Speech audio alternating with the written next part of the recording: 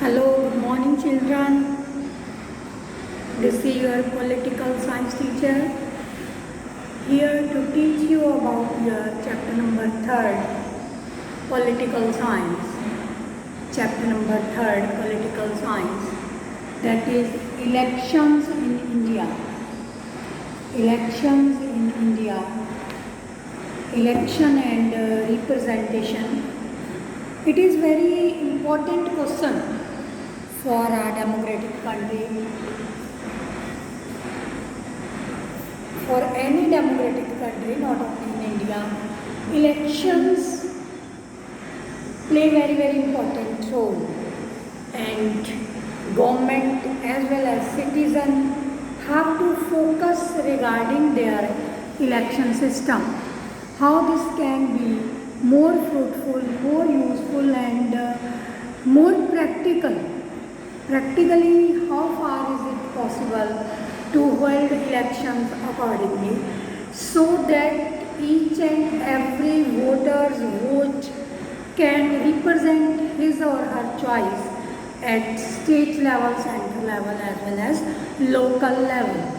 And in this chapter we will focus on two major questions. First is, can democracy without election?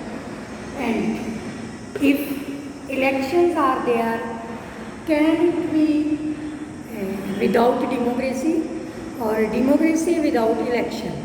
In other words, we can say democracy and elections and democracy go hand in hand. No doubt, if there are no election, head of the country, representative of the country is there. In other ways, mean to say without election, then no way there is democracy. Right? This much we have understood till now, because this is the government of the people, for the people and by the people. If we say this thing, democracy is that form of government. It is elected by the people, elected for the people and work for the people. Right? So this is related to democracy. Can we have our representatives without elections? Very clear, very simple. No, without democracy we cannot have elections. Without elections we cannot have democracy. And vice versa, that is also right. But to establish democracy, we have to see elections. Then further question is that, are these elections are democratic? Further we have to see that, are these elections are democratic? We have to see this thing only. This thing also, this thing only.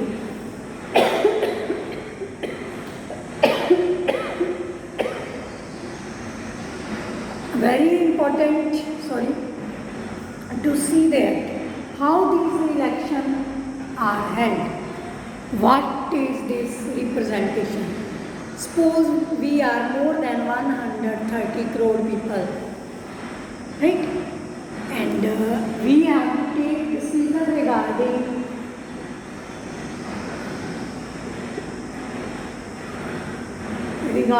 country's law and respect जो भी है, formulation of the policies. For that we want our representatives who can represent us. So all those people cannot get together on one place, right? More than 100 crore people at one place, and nobody will hear their voice. Hear their voice means to say it is not manageable. So that's why we need representatives. Even very small example from our daily life routine. If we have joint family, 5 to 10 members are there in our family.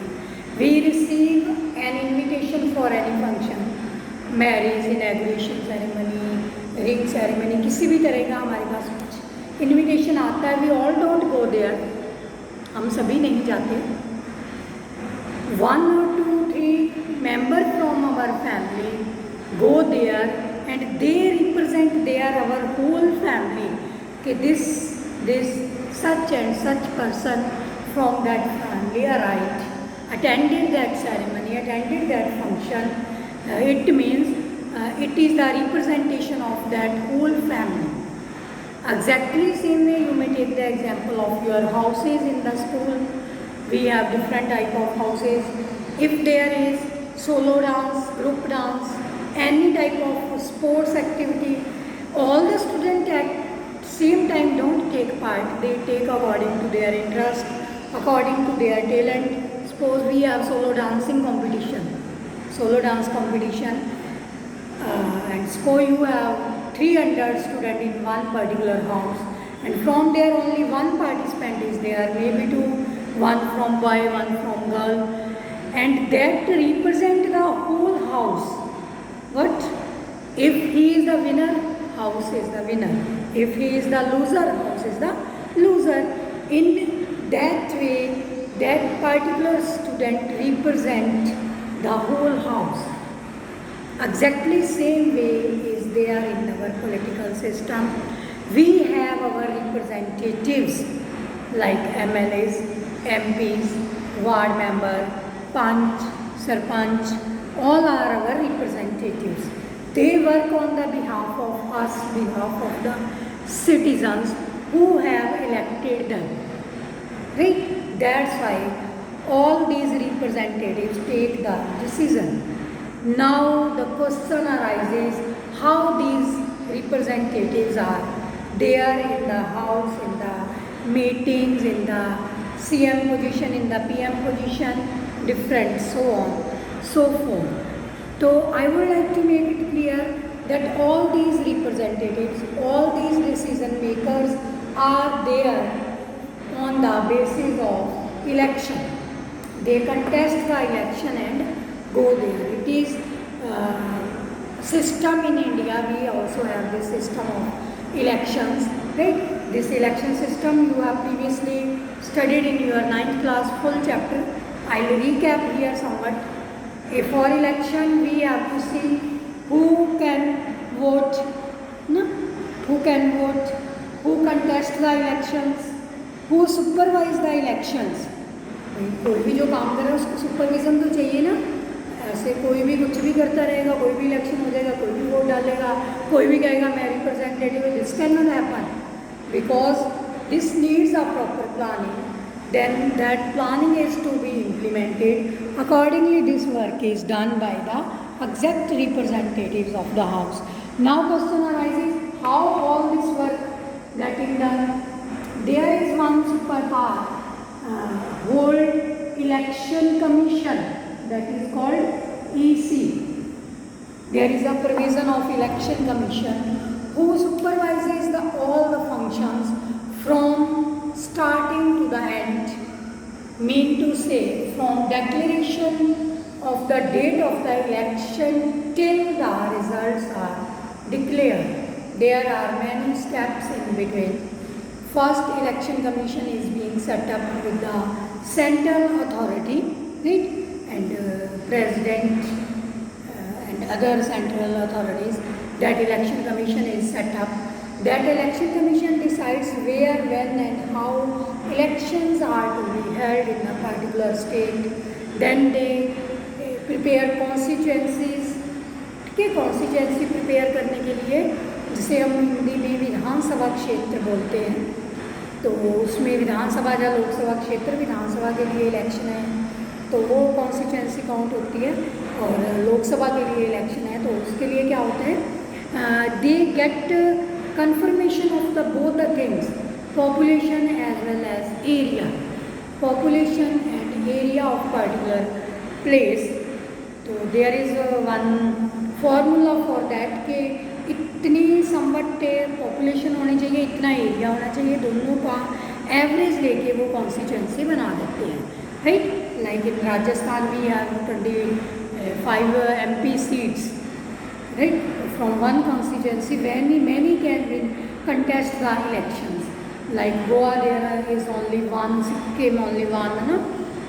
Like that, and UP having 88, something like that. So that are the constituencies. This work is done by Election Commission. Then he declares the date. After declaring the date, there is a filling of the forms, right? सभी form fill करते हैं जिन्होंने election contest करना, उसके लिए कुछ security money होता है.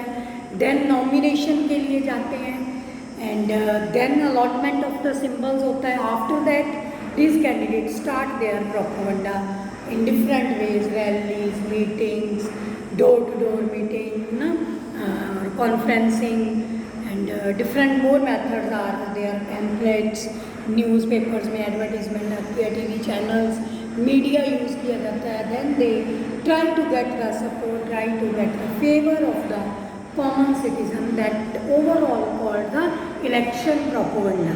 They propagate their policies.